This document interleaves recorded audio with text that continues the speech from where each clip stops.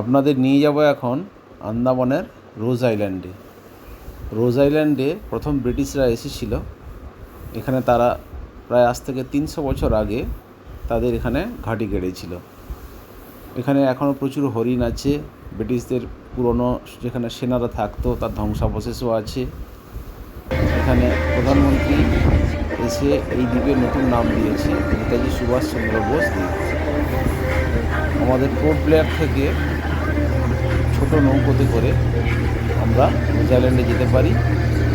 রোজ আইল্যান্ডে গেলে ছোট্ট একটা আইল্যান্ড, কিন্তু খুব সুন্দর সাজানো গোছানো, প্রচুর হরিণ আছে ওখানে, এবং তার সঙ্গে ওখানে ঘুরে দেখার মতো অনেক কিছুই আছে। আপনাদের দেখতে পাচ্ছেন আমরা টোটোতে করে যাচ্ছি। ভেতরে ব্যাটারি চালিত গাড়ি পাওয়া যায়। লঞ্চ থেকে উঠেই ব্যাটারি চালিত গাড়িতে করে আমরা যাচ্ছি।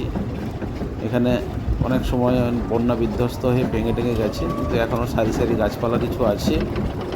এবং ডান দিকে হচ্ছে সেনা ছাউনি। দেখাবো আপনাদের এই যে ব্রিটিশ আমলের অনেক ভাঙা ভাঙা বাড়ি, এখনও কিছু ধ্বংসাবশেষ আছে, ম্যাক্সিমাম সব নষ্ট হয়ে গেছে। এই ডান দিকে দেখতে পাচ্ছেন এখানে ব্রিটিশ আমলের সৈন্যরা থাকতো, তাকে কোনো রকম এখন প্রিজার্ভ করে রাখা হয়েছে দর্শক দেখার জন্য। দেখুন কত সুন্দর করে বানানো আছে। আমরা চলেছি, একদম শেষে গেলে ওখানে নেমে যেখানে আমাদের ফিল্ম একটা শুটিং হয়েছিল সাভারকারের উপরে, কথিত আছে যে সাভারকারকে প্রথমে অ্যারেস্ট করে এই রোজ আইল্যান্ডে আনা হয়েছিল। ডান দিকে যেটা দেখছেন এটা হচ্ছে গিয়ে আগে ব্রিটিশদের সেনা ছাউনি ছিল, সেটা এখন ভেঙে তো ধ্বংসাবশেষ, এখন আর বিশেষ কিছু নেই।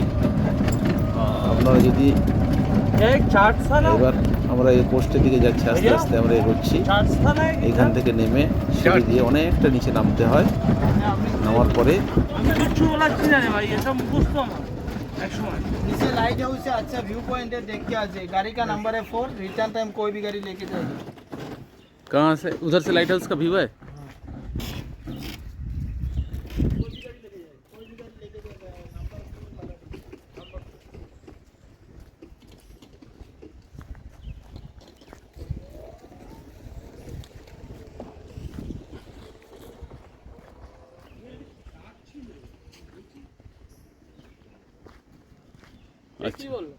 হ্যাঁ, আমরা এখন নিচের দিকে আস্তে আস্তে নামছি,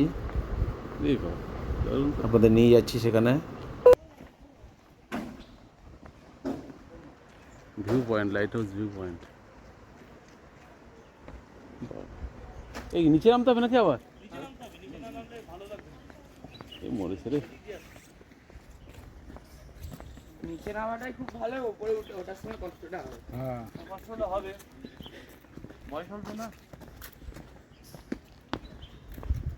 বাহ, लाइट हाउस जी जी सुन तो मतलब नेमे जाएगा तो कौन सा चाहिए मैंने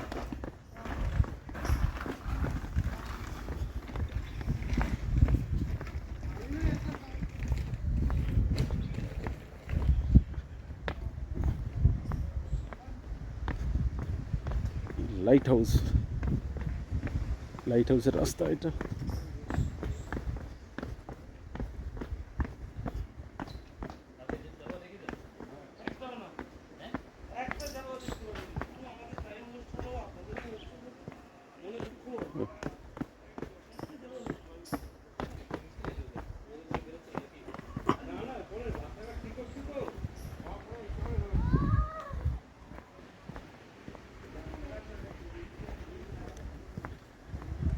এখানে নাকি সাপও পাওয়া যায়,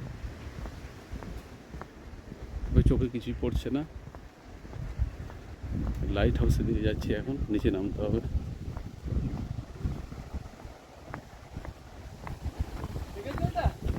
হ্যাঁ হ্যাঁ, খুব সুন্দর,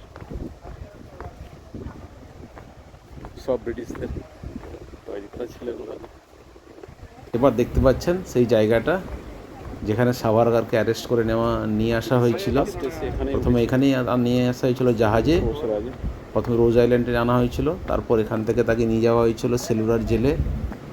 এবং সাভারকারের উপরে যে ফিল্ম শুটিং হয়েছে সেখানেও আপনি দেখতে পাবেন এই জায়গাটা, যেখানে আমরা সমুদ্রের দিকে আস্তে আস্তে নামছি। এর একদিকে হচ্ছে গিয়ে ভারত মহাসাগর, আর দিকে হচ্ছে গিয়ে বঙ্গোপসাগর। এই জায়গার দুদিকে খুব সুন্দর জায়গা। দেখুন প্রাকৃতিক সৌন্দর্যতা কত সুন্দরভাবে এখানে।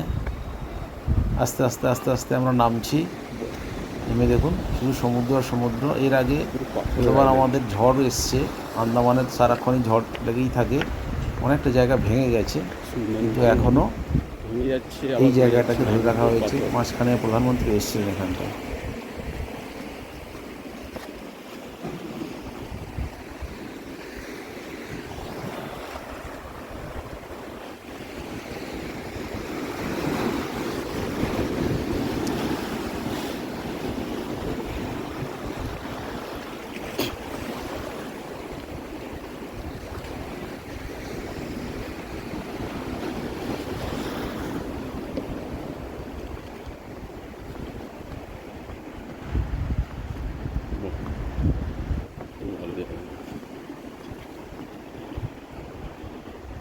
নিচে জল একদম স্বচ্ছ জল,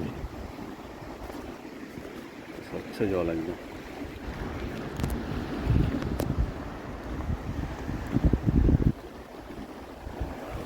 কালা পাথর, ব্ল্যাক স্টোন।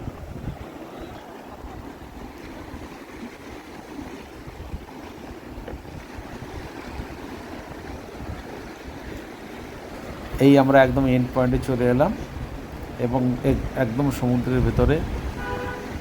এইখানটা প্রাকৃতিক সৌন্দর্যটা কত সুন্দর দেখুন, পুরো সমুদ্র। ওদিকে আরও ছোটো ছোটো অনেক আইল্যান্ড আছে।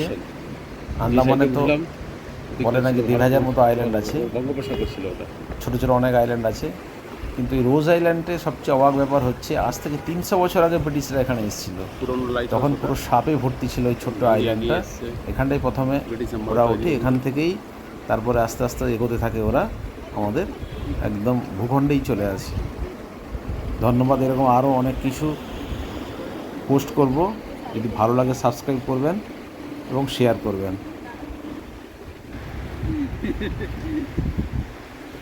এই যেখান থেকে গেলাম আমরা,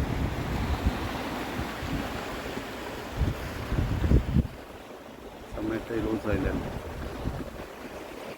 নারকেল গাছ ভর্তি। ওদিকটা মেন আইল্যান্ড হয়ে যাচ্ছে। কানেক্টিং ছিল জানো, এটা ভেঙে গেছে।